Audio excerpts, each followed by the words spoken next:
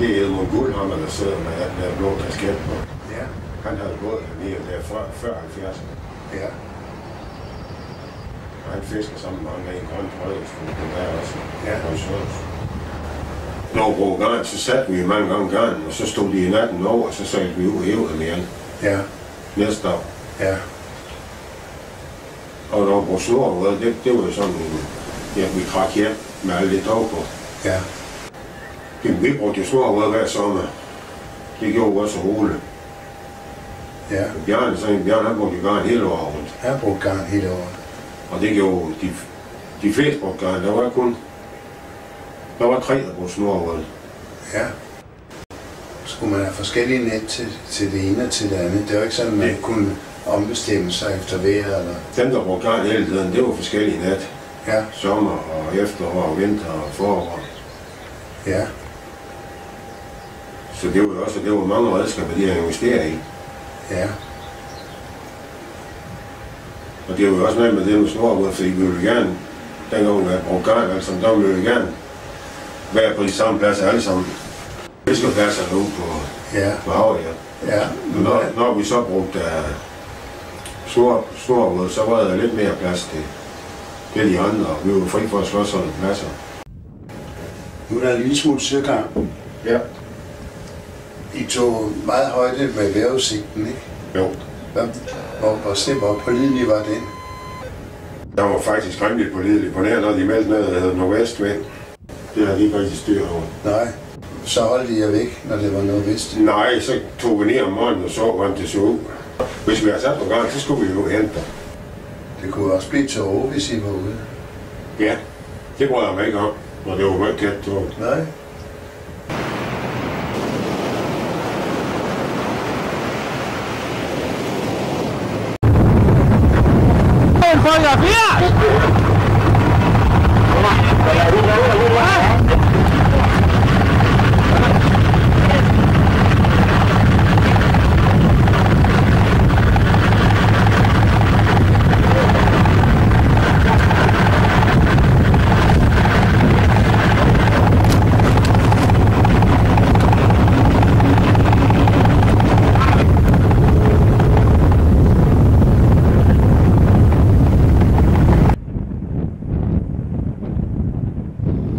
Så voksede du op i Lille Strand. Og ja. Hvor gik du i skole? Han i Lille Strand skole. Hele skoletiden? Hele mine 7 år. Ja. Ja. Hvor mange elever var I der? Der var vi 9. Og I drenge, da I kom ud af skolen, da I blev konfirmeret, hvad gjorde I så? Vi gik der med, vi landte min bedstefars råbrød. Ja. Og har hummertegner ude. Ja, og hvor havde I dem henne? Jamen har vi jo ude på brædderen derude, hvor de der sten er. Men hvor mange hummertegner kunne I så have med? Vi har en 6-7 stykker hver. Det kunne godt være ombord. Ja. Ej, altså selv vi jo 2 gange. Men dem har vi... På samme dag? Ja. Men dem har vi, de stod jo ude hele sommeren. Ja. Så var vi bare ude og kigge til dem. Ja. Så var den jo ude igen. Så træk dem op og tømte hummerne ud. Ja.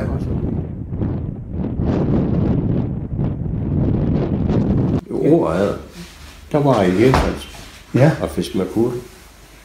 Der lærte du at fiske? Ja, i Hirsals. Ja. Der var der lige i en års tid. Ja. Så kom jeg hjem og kom med min far. Min far, han var ulært snedker. Ja. Men så der under krigen, de kunne jo hverken få penge eller pind eller noget ting. Nej. Så var han så til at fiske. Ja. De flyttede ned først i 43. Ja. Til Letland. Han købte en båd i 47. Ja.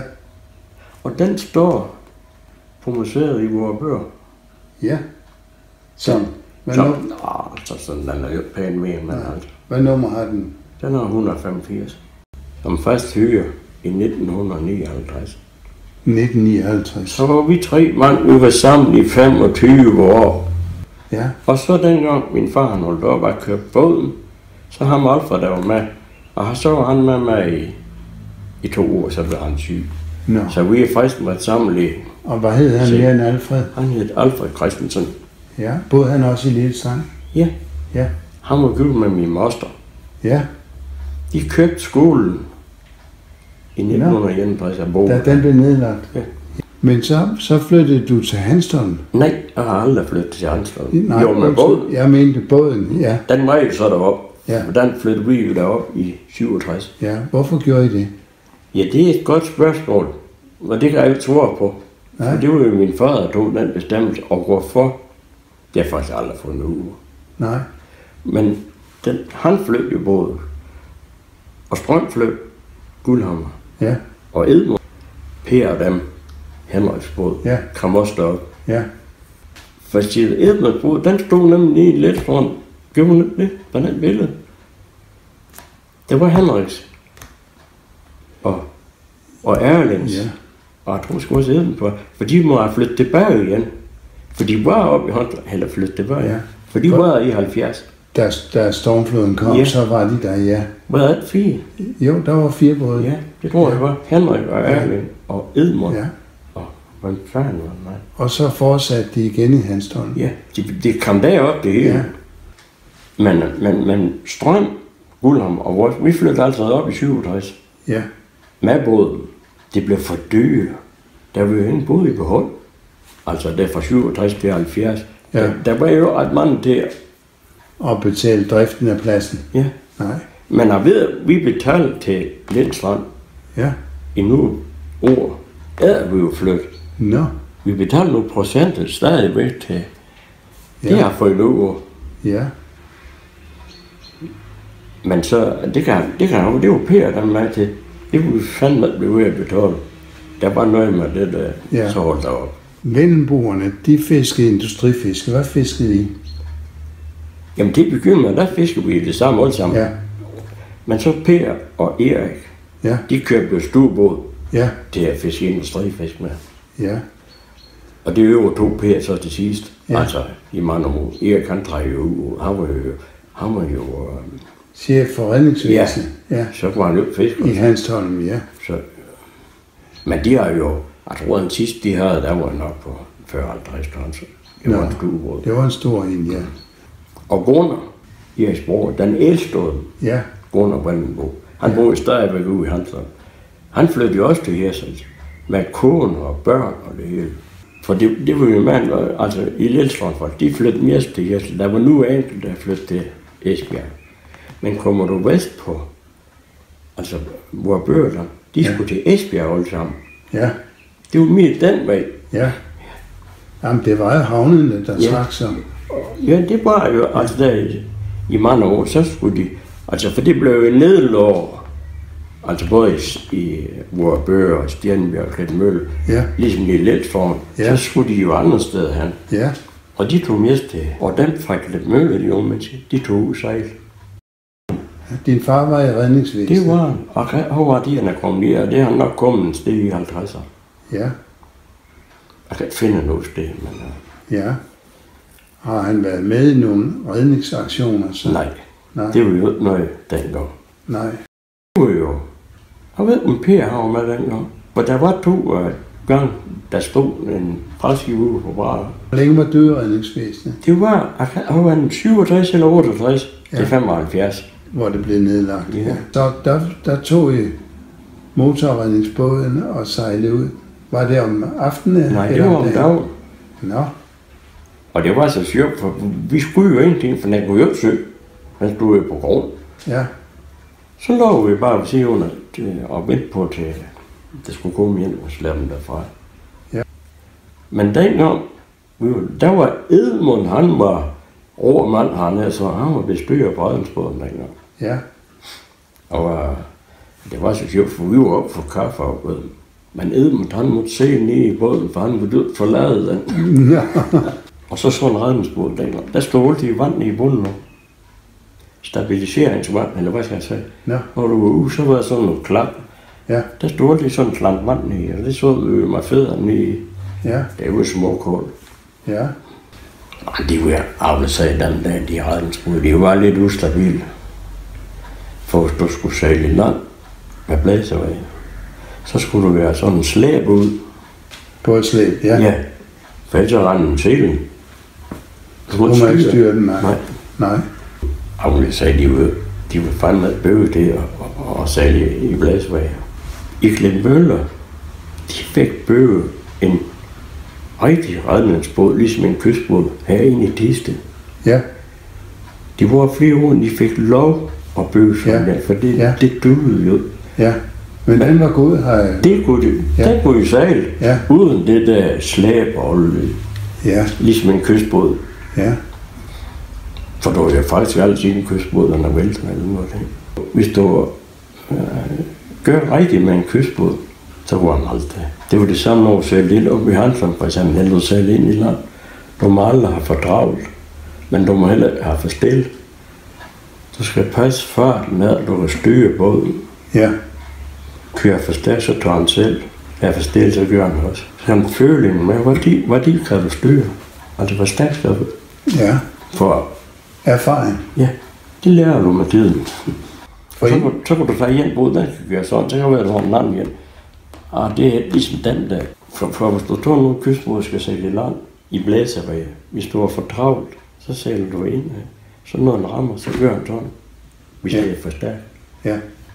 Men du har været på øvelsessalas også med motorredningsbåd? Ja. Det var vi jo en gang om måneden. Jeg sørger også 35 kroner for. Men I skulle også øve med raketter? Ja. Så dem har du også skudt af? Det er også.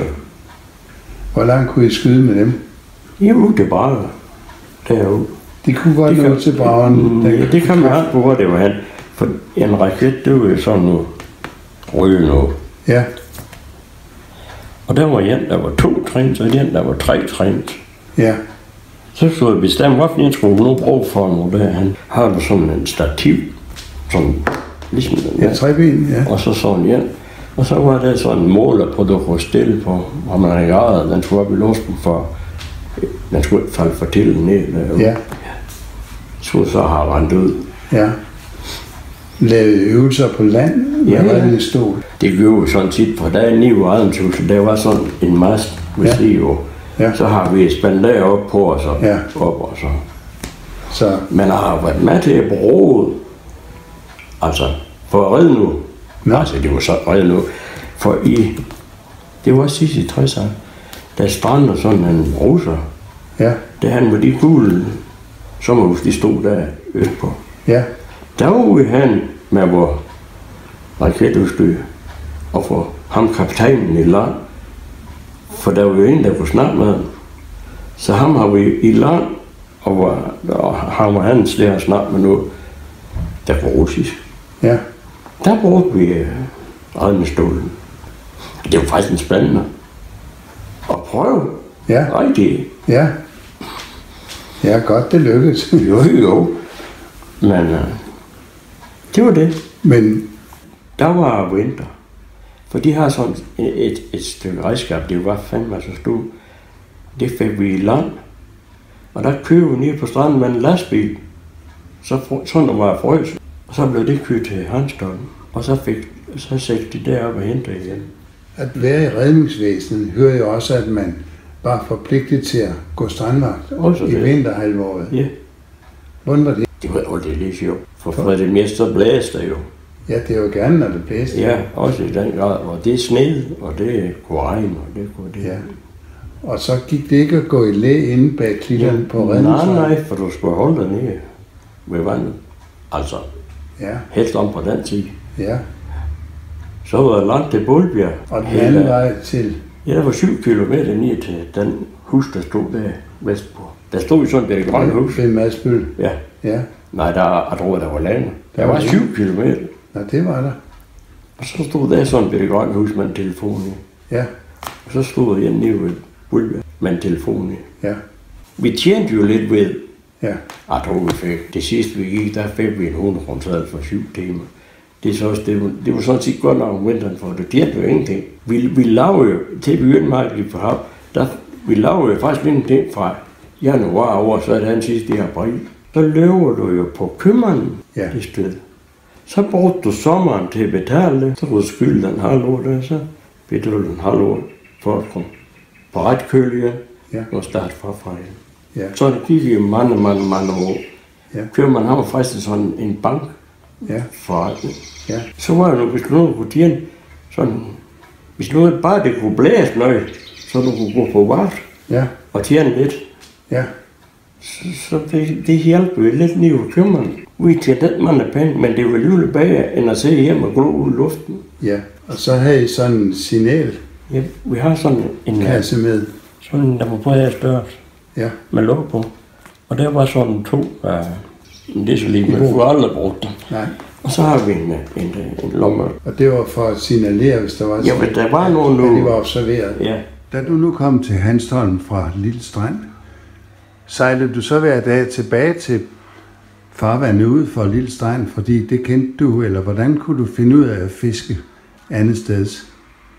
Ja, det har jeg jo der på Dækkertholm.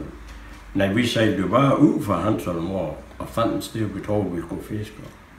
Ja. Lige så meget vestpå som østpå. Ja. Nordpå. Men til at begynde med, så må de prøve jer frem. Ja, de første år, der har vi jo ingenting. Der var vi bare ude og tro, det var der. Ja. Og så har I kortet her. Mm-hmm. Og hvad viser de streger? I har lavet nogle lange streger. Ja, de er til at travle. Så sker der ikke noget? Et der, hvor de så streger, de er. For det har jeg prøvet. Ja. Der må jeg sige tegnet op.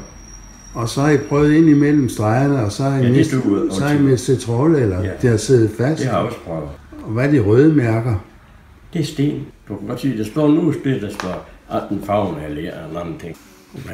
Men med mandens det, så står lige, der står 15 favner vand, for eksempel. Nå, i favne? Ja, vi har i favner, ikke i meter. Hvor meget er en favn? Det er knap 2 meter.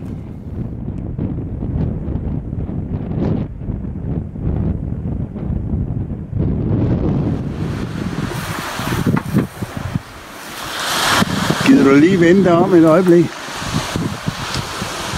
Så du har fisket hernede fra du var hvor meget? Ja, senere jeg var jo rundt 13 år, da jeg begyndte. Så jeg blev først gjort. Vi kom jo ud den 1. april, det var nok også jo. Der kunne du ikke engang svømme dengang? Nej, for helvede. Ja. Det kan du måske heller ikke i dag? Jo, for det lærer vi. Jeg kunne svømme 1400 meter, jeg var nede på fiskeri. Ja, så er det. Ja. Så, ja. Hvor mange år fiskede du? 57 år. Her fra Lille Strand, og så Hanstholm? Ja, så Hanstholm. Var det efter 70?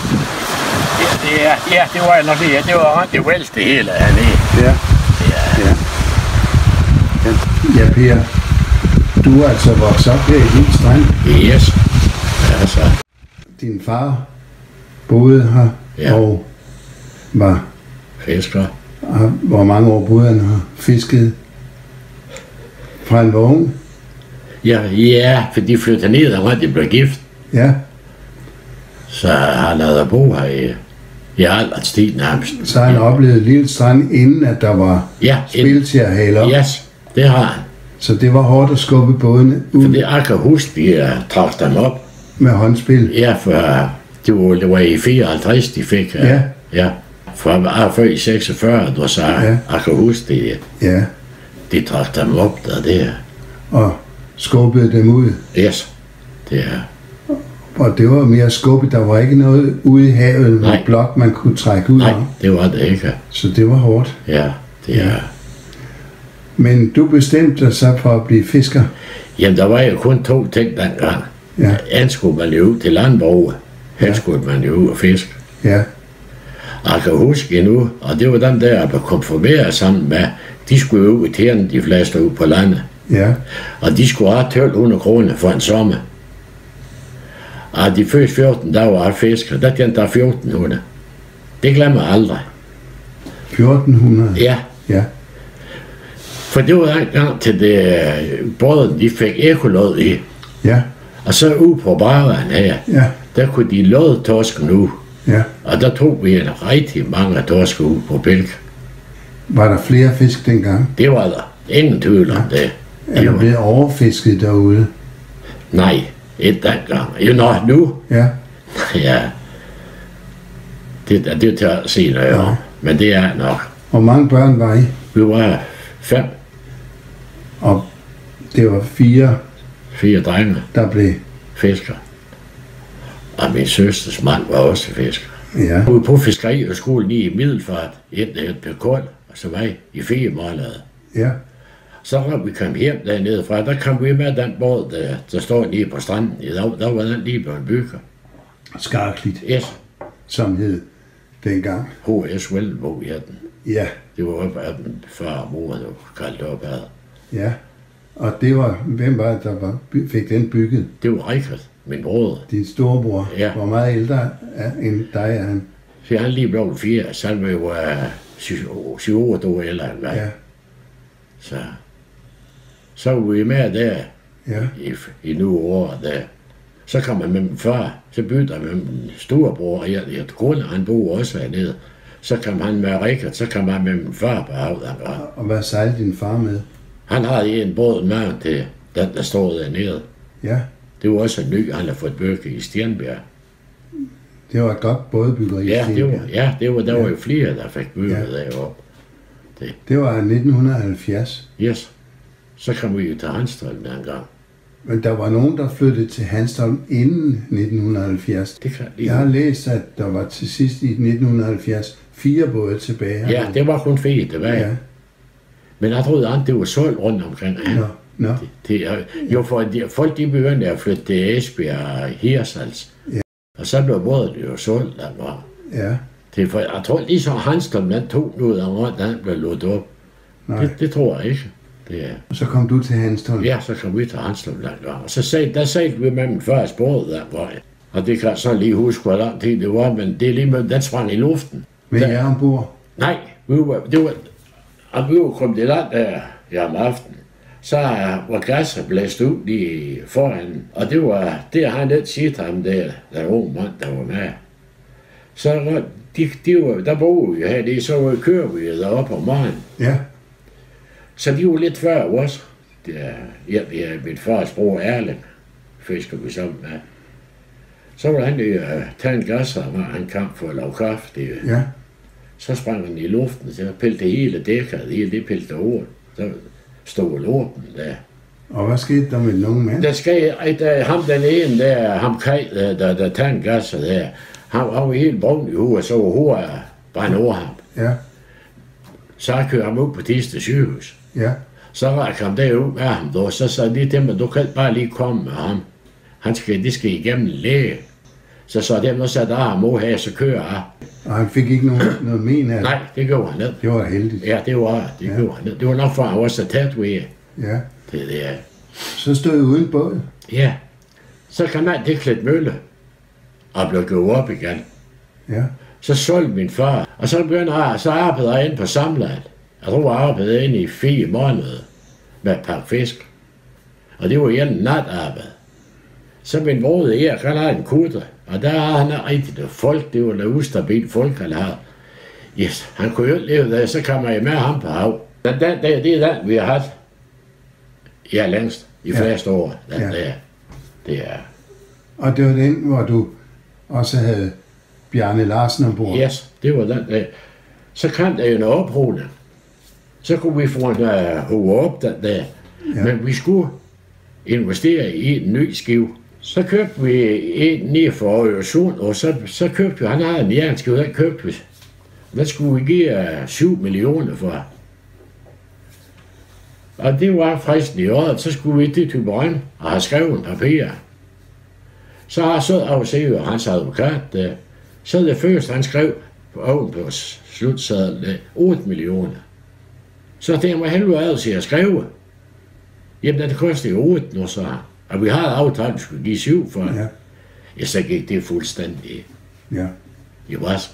Så sagde vi, at konsulenten med fra hans tilbage, så sagde han, jeg synes, vi skal prøve at ringe til ud og høre, hvad de ville bøve en ny skive for. Ja.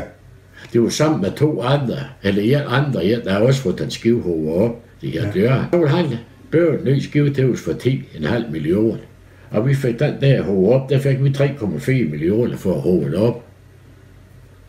Og så fik han 2,4 ham den anden, så har vi nødt sat i den der. Ja. Men den skive, der blev aldrig fællesskab, at ny skive fik. Den blev bøvet i Riga, og så blev den rapporteret i Hvide Sander. Ja. Den har aldrig sagt med nogen ting. Var den anderledes at sejle med? Det var jo en jernskive sådan. Ja. Det var en fin skive, det var det. Ja. Det var lige sådan, når vi kom ud med den der. Der er det fandme været i 30 år på den der. Ja. Jeg synes altid, når man kom derned, så var man hjemme. Ja. Så har vi været jernskiver, og der var kun vi har den i 1,5 år. Så solgte vi den til Hanne Kelsen. Og så fik en nejenskive i byt, en vennerskive. Ja. Og den har vi den i 4-5 år, den lille skive der. Ja. Og så her for 2 år siden, der bestemte vi, når var slut. Ja. Så kom jeg. Ja, det fisk lidt af Niveau Letstrand og Krabbergang. Ja. Det er tiden, den er gået med. Ja. Så man har 57 år på hav, så ville det også nok meget. Ja. Det var bøger og fisk, sammen med en egen marker. Så blev det mørkved, det kom der til at blæse 15-20 stykker under vest. Så hævde jeg op, og så begyndte at sælge Hanstholm det. Så kom vi kommet ned mellem Hanstholm og så Klet Mølle. Så sagde jeg, hvor marker det var. Jeg tror, der er en lille båd der hjemme i land, så han. Jamen der har vi set, så prøver vi, hvis de snakker løbe på Garnbod, de snakker over på kanal 72. Så fik vi fat i ham, så spurgte vi, om vi skulle vente ham. Ja, det ville han meget gerne, så han da. Så der gik en 5-10 minutter, og så prøvede vi at kalde på ham igen. Men der kunne vi høre ham. Der kan vi ikke det se, at der stod båden lige på en. Og så begyndte vi at sejle ind til dem. Og der var de heldigvis kommet nu i Redelsflåden. Ja. Og vi kom ind til dem. Det er sådan, det har jeg tænkt på mange gange. Vi kom ind til dem, da det var en rigtig mørk vej. De kom over, og gummibåden, den kom op på se og kudden der. Der var hav ligesom bord. Der var lige så flad som bord. Og vi fik dem over på, og gummibåden lagde vi bare drive. Ja. Og de var bare derude i 2 minutter, så fik vi sat med et stykke vand lige ind i bagværden til at spørge med. Så der er nok mere imellem himmel og jorden, folk de egne med. Ja. For det var fuldstændig flot, og de lige kom over derude. Ja. Så den bjerg vi altid lige kun det. Ja. Det har de for gummibåden, den kom aldrig klar over ham. Den er ikke klar, den bølge. Nej, den kom ind i de stensanden der. Ja. Og så det var mens vi var en lille jernskive der vi har bjerg, det var der samt vi 2 vand op. En 5-7 mil uden til havnen, der var kun ild i det kurtet. Så det kom hele natten, det går med. Og så en gang mere, der var min søn med, og så Laurits Poulsen. Der kan vi fandme få ild deroppe ved havnen. Kan man lige se, der fik vi en stykke vand, der opmødt på masten, der faldt til brød op. Og så vælter det sat med lige over os. Jeg var altså meget spændt på at se, det var væk, hvor folk de var. Men de var der heldigvis. Men det gik på. Men hvad fiskede I med den her båd? Med garn eller trål eller? Travl og garn og vådgrejer. Snorvad? Ja, snorvad. Men der var noget med, at de ældre fiskere, de stod pilket om sommeren. Det er vi også gjort med her. Der om foråret, så pilkede vi med. Hele dagen? Ja. Hvad tog I så for nogle fisk? Torsk. Var det ude i Bragerne? Ja, så lækker ude bare. Der var vi kunne forbi, der var mange derude i Bragerne. Ja. Det var rigtig mange. Hvad kunne man tjene ved at fiske med denne båd? Jamen, jeg ved, at første år, vi var gift, der tjente 23.000. På hvor lang tid? Ja, på et år. På et år, ja. Var det en god indtægt? Nej, det var ikke, vi fik der føde. Ja. Indtægt og fiske? Jo, det er så godt nok. Ja. Det var godt nok. Ja. Og du har trivet som fisker? Det har jeg i hvert fald. Ja. Så det kunne du godt begynde på igen, hvis du var ung? Ja, så var ung. Ja, så det vil jeg i hvert fald. Det er helt sikkert. Det friske liv på havet? Ja. Så fri liv. Ja. Men det er ikke simpelthen ved fiskland, som der var dengang op i Gønnen, og der kunne vi bare fange, og i dag der er fandme kort på alt det, og kontrollere. Ja. Der var jo fri. Er du blevet stoppet af fiskerikontrollen nogle gange? Ja, der har samtidig været et problem. At de skulle se garnene, netstørrelsen? Ja, eller der var for mange sild i det der, vi har fanget. Der er maskestørrelse, pis og papir. Ja. Jamen der i baggrunden ser vi signalmasten. Har du egentlig haft brug for den, når du var på havet? Ja, det har jeg ikke. Det så jeg kan huske, men jeg kan huske, at vi var børn, når de brugte rumbetegner langt ude i havet. Der havde de jo et hæst alle 3 år, for at vise dem, det var tid, de skulle komme i land. Ja, men når alle 3 var op, så betød det også, at redningsbåden blev sat Ja, ud. så blev redningsbåden nok også sat ud af den. Ja. Men det var nok med børn, nå. Ja. Det er ikke det, jeg husker op. Nej.